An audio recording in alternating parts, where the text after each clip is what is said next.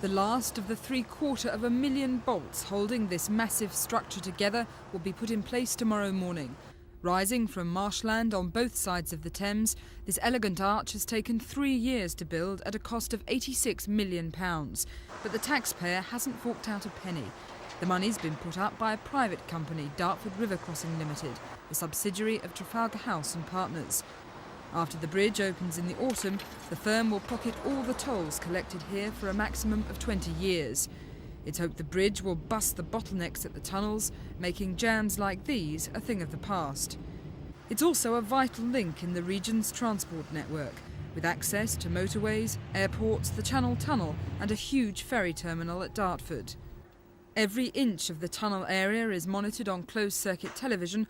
More screens will be installed to keep an eye on vehicles using the bridge.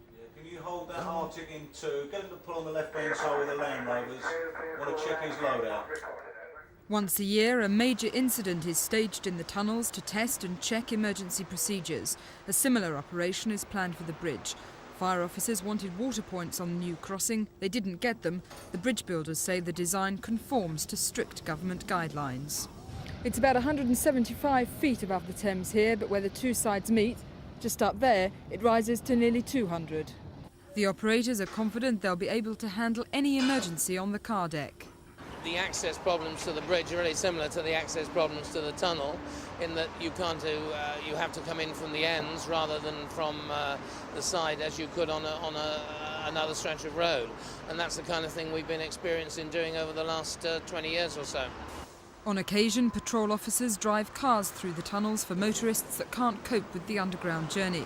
Phobia groups have expressed concern that some drivers could have anxiety attacks while using the new crossing. Those worries have largely been dismissed by the operators. It's the longest bridge of its kind in Europe, built to withstand the impact of the QE2 at 10 knots. It's a far cry from the first bridge to span the Thames. Built in the 11th century, it was washed away in a storm. This crossing, with its graceful columns and cables, promises to be far more robust. This is Sally Arthey in Dartford for Thames News.